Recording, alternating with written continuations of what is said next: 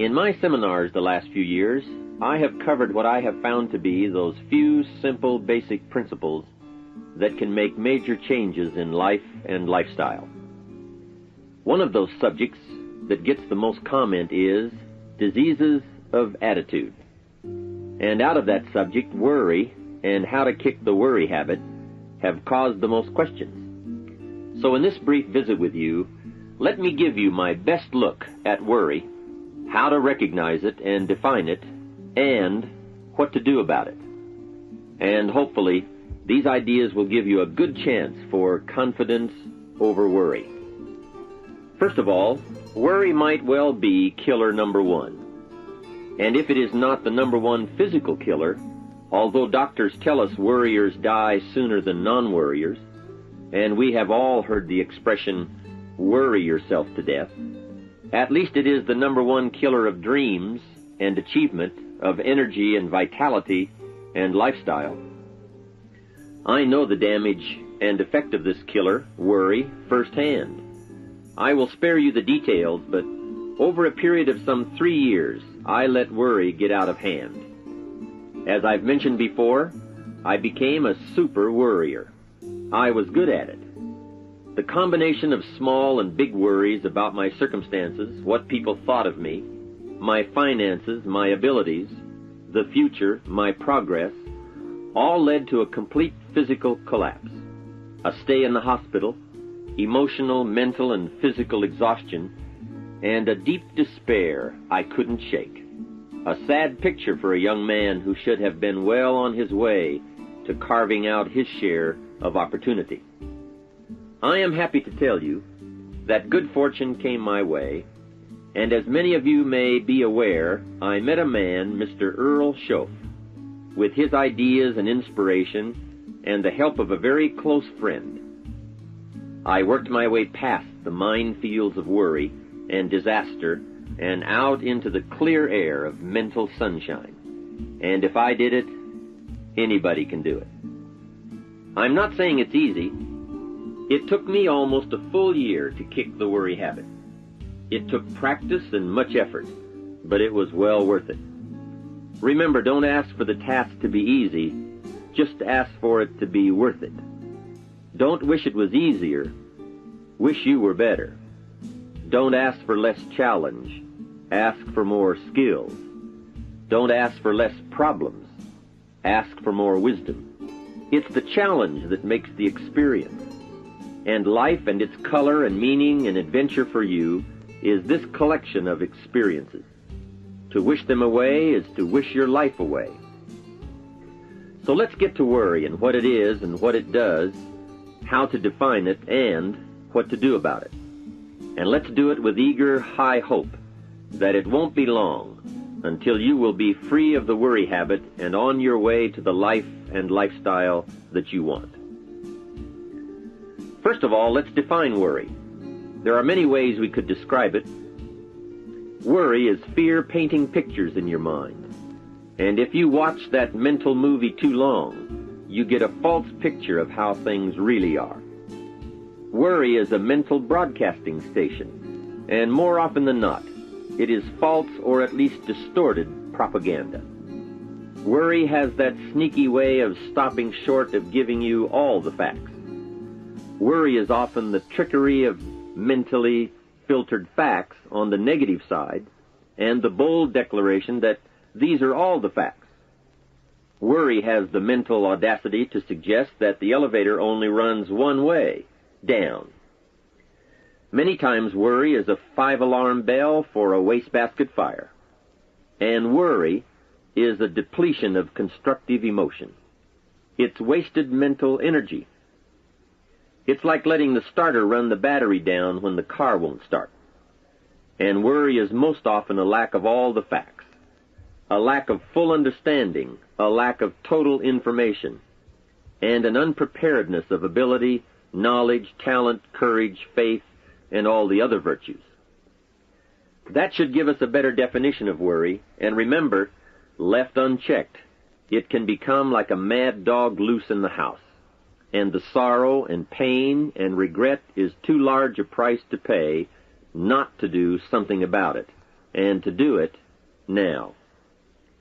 You see, if you contemplated the total sum of human suffering long enough, it would drive you mad.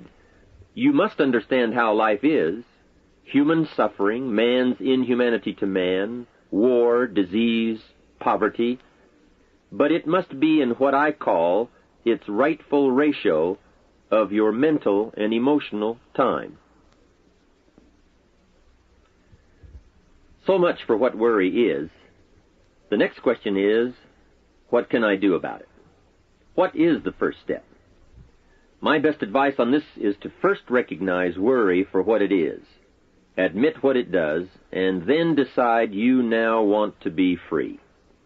It first starts with decision on your part. And may I add, well, you should decide. Why let worry continue to take money out of your pocket and bank account? Why let worry any longer keep you from becoming all you can be? Why let it rob you of better friendships, better business, better profits, better results, better communication, better family relations? Why impose your worry on others any longer? It's a burden you can get rid of and a monkey you can get off your back. Why not be rid of those sinking, nagging feelings that all is not going to be well, that you can't do it, that it won't work out for the best? Worry is undue concern that takes up too much of your mental and emotional time. Now, we must all be concerned. Hey, life is no joke except to the jokers. Life and how to live it is a serious matter. It is risky, full of peril, and there are constant threats to the good we want and to the pursuit of happiness. However, it is undue concern, or concern that takes up too much mental time, that begins the harm. It's like a family planning a wonderful trip. While they certainly should be concerned about the condition of the car, the tires, and making sure they pick the proper route, it would be foolish to allow themselves to be completely turned negative with the thought that they might crash and kill the entire family.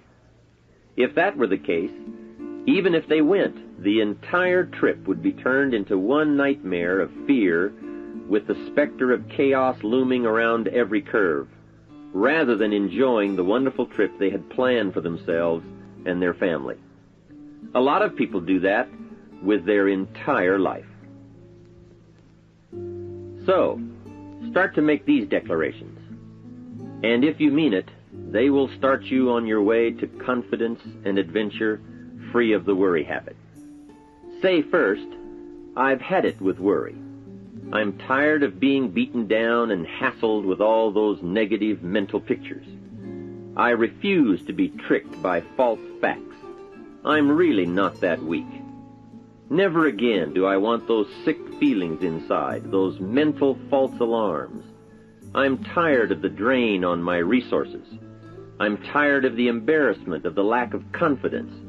I don't want people, especially my family, to see me in this state anymore. I've got more to offer. I refuse to let my life be short-circuited any longer by letting my mind run wild with a distorted view of the facts, whether I bring it up or if it comes from someone else. Prove it to yourself. Think back over all the things that you worried about, all the fantastic, catastrophic events that your well-meaning advisors had told you were going to happen. Be pleased that none of them ever happened to you, or else you would not be alive today. 90% of the things you worry about never happen anyway. All of us have had these well-meaning advisors who want to appear larger in the eyes of those they wish to advise, and who immediately rear back and describe every single bad option they can think of that might possibly happen. By the time they have finished, the one who has come for some confidence and some help wonders why he even bothers to live anymore. And the fact is, those things are never really going to happen anyway. Bring to question now what your mind tells you or what others tell you, and pledge not to go for false alarms. I've had it is a good beginning. This first step will start you arguing with your worry thoughts. Soon you will start to examine your fears and worries to see if they are valid, and you won't let your mind play those mental tricks any longer. It is possible to destroy any emotion you have, including worry and fear, by a very simple process, and that is, analyze it to death. Drag it out on the table and look at it. Weigh it against all of your past experiences. Make sure this one can stand against all the past facts you have. You will now start to use worry instead of letting worry use you. It's a beginning, being in control instead of out of control. You will now let concern and the first signs of worry prompt you to learn, ask questions, and look at all sides in order to evaluate true, positive, constructive action. Now you can say, I will let fear advise me of the facts, but I won't let fear tell me these are all the facts. Nor will I let fear determine my reaction to the facts. I will gladly take up the war of faith over doubt, reason over fear, and positive expectation over worry. So talk to yourself right now into a change of attitude. Be persuasive. Go all out. Show yourself the hell if you don't, and the good life of answers and progress if you do. Say to yourself, what a fantastic feeling it must be to stop the panic drain on my mental energy, emotion, and physical strength. Imagine putting all that saved energy and emotion and strength into my action plans for the good life. Hey, accept the challenge. Believe your beliefs, doubt your doubts, stay on the campaign to give worry a bad time. Like being your own conscientious judge, say, I've had it with the presentation of a one-sided story. I sustain the objection that worry has failed to bring out all the facts. I despise these mental courtroom maneuvers that try to belittle my client, me. I demand the whole truth, and if worry will not be silent, I may cite him for contempt of the court of reason. Call up that scene often when worry wants to hassle you with the same old tricks and the same old results. It will work every time. Okay, let's move on to some really positive steps. If you can survive all that has happened to you up to this moment in your life, in spite of doing and thinking many of the wrong things, imagine how you can succeed by now starting to do some of the right things. First, the best answer to worry is confidence, and confidence starts first with awareness. Here is one of the most important lessons in life to learn. Life and business is like the changing seasons, and the real challenge of life is to learn how to handle the winter and take advantage of the spring. In short, that's it. You see, winter always comes, but so does the spring. Night follows day, but also day follows night. Sure, the tide goes out, but it always comes in. Opportunity follows difficulty as surely as difficulty follows opportunity. I have written and recorded much on how to take advantage of the spring, how to cash in on life's opportunities, work hard all summer, learn more ways to plant and protect what you invest, and to reap in the fall without complaint, knowing it's your harvest and you've reaped what you've sown. For this subject, however, let's talk about how to handle the winters, those times when worry, like winter, takes its heavy toll. So, we tell it like it is. Winter always comes. So does the night. Some happenings in our life will always be a cause for concern, and sometimes concern turns to worry, and worry turns to fear. But remember, that is to be expected. Each day, each event, each season brings both expected and unexpected challenges that we must think about and make decisions on. Life is like a stream that flows continuously. The better we understand that, the better chance we have to produce good results out of all of our challenges. May I suggest something to you? I have a friend who is an avid skier. You know something? He can only ski in the wintertime. You can only hunt the elk when the snow falls in the high mountains and drives them down. That's called wintertime. You see, it's all right if it's 12 below. Just be prepared for the winter. And here is a good thought. A full, well-developed human being will find a way to take advantage of the winter, not just handle it. The big challenge is to make something out of each opportunity. Now, if winters are always going to occur in our life, shouldn't we benefit from them too? Come the next winter, you could be on the inside looking out, seated by a warm fire, the company of a good friend, and those unique feelings of security in spite of the circumstances or the season.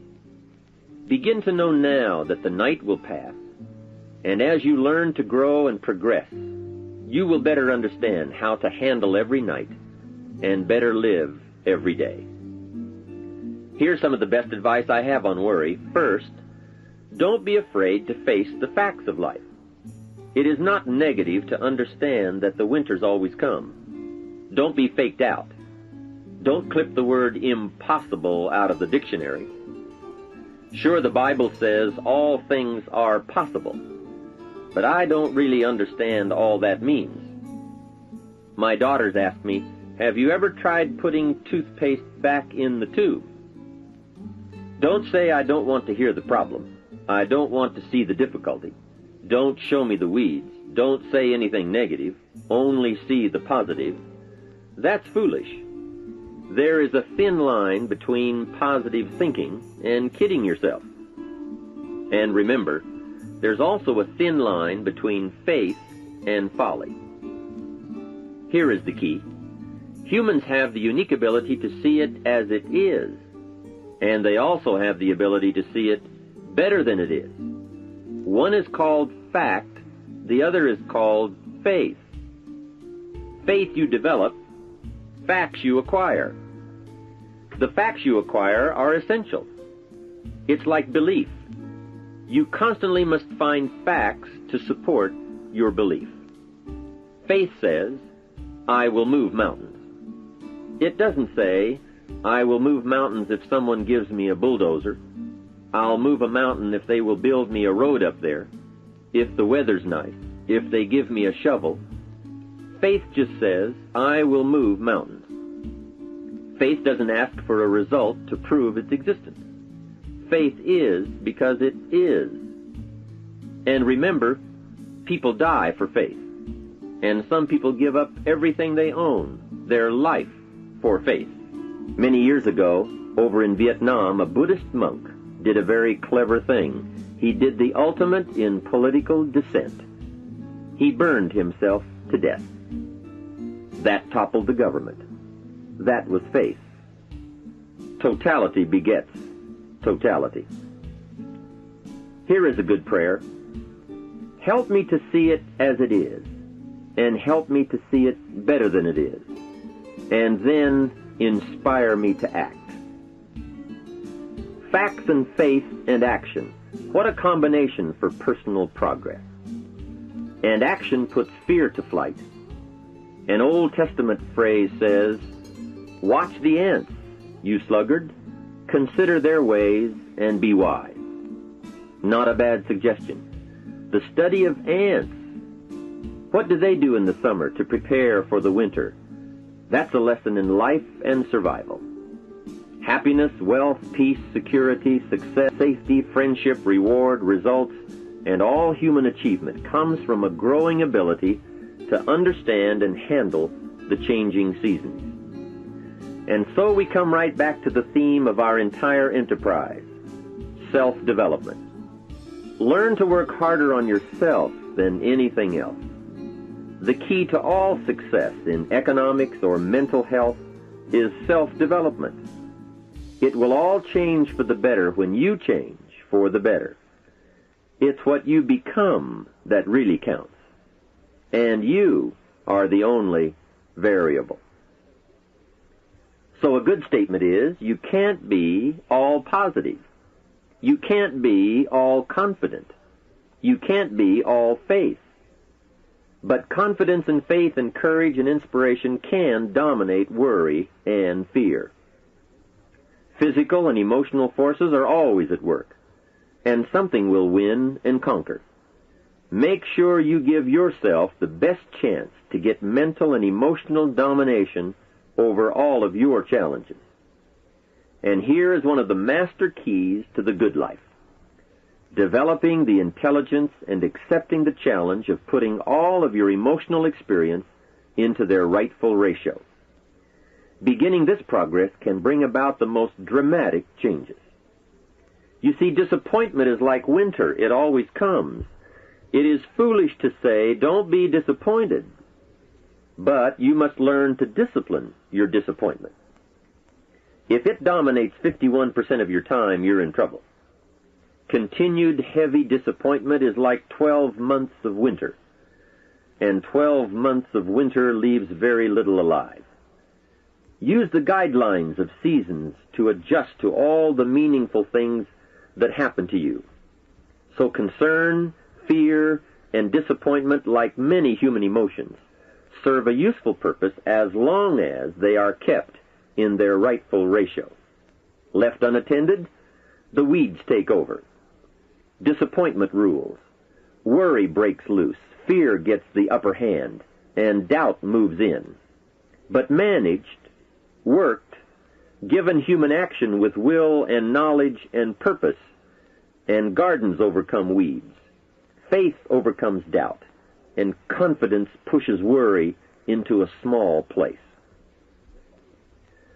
The second major key to mastering worry is to respond.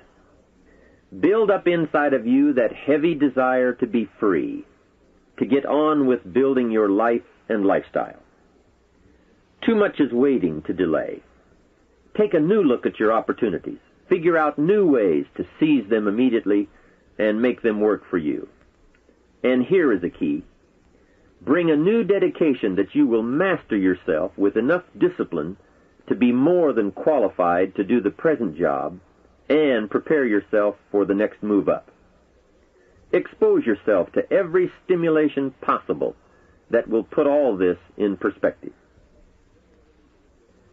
Now let's move on to a very important point, and that is, the best answer to worry is confidence. First, self-confidence. I can better handle next winter. I have a strong shelter. It is stocked with supplies.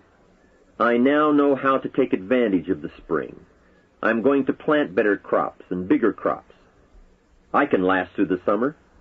I won't quit this time. I'll study weeds and how to get rid of them. I'll be less frightened of the changing weather and the quick storms. In the fall, I will exercise more care and reap what I have without complaint and blame nothing for the amount of my harvest. I'll learn to save a fair portion so that I can survive the bad seasons when out of control the hailstorm comes and it all goes wrong. Now we must consider this. The most fatal deterrent to self-confidence is guilt. Not doing all you know how to do to the full extent of your present ability weakens the foundation for confidence. The biggest part of worry comes from the lack of this personal confidence. And lack of confidence comes from two major things. First, no goals or plans. And second, no daily discipline to achieve. The inaction to cure or handle small tasks is what starts the guilt process. And that always tends to make you look at what's wrong and expect the worst. So listen to the voices of creative experience. Let nature, experience, wisdom, books, everything speak to you and teach you. Remember, both opportunity and challenge await action. Everything yields to diligence. It's not what you can do, it's what you will do that counts. And undeveloped ability comes from three problems. First, lack of inspiration to find out. Second, lack of reasons to learn. And third, lack of applied time and action for developing those abilities. Remember, humans are remarkable, a marvelously functioning entity. Imagine how uniquely your body and mind have survived and managed to function in spite of all the worry. Humans don't die easy. They die hard. Develop a plan for your life rather than aimlessly drifting through it, the victim of circumstance. Create your own environment and learn to control it. You control your own mental environment by developing yourself. So go on a crash program to clean up decisions, get things done, get other things set up and started and organized. Start doing all the things that would make you feel better: exercise, diet, reading more books. Open a floodgate of positive moves in the right direction. And be thankful. Add up what you do have. Make an actual as well as a conscious mental list of all you possess, tangible as well as intangible. In view of the 4 billion other inhabitants of the world, yours is probably an incredible list. That list and being thankful should then lead to the big step of discipline.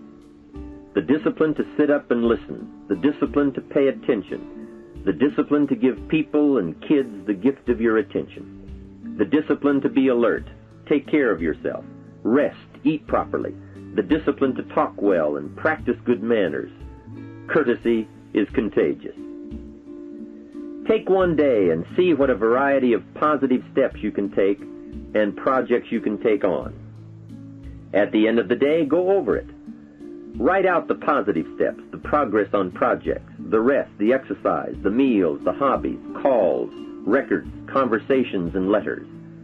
And speaking of calls and letters, write at least one encouraging letter or thank you note, and make at least one encouraging phone call or thank you call every week.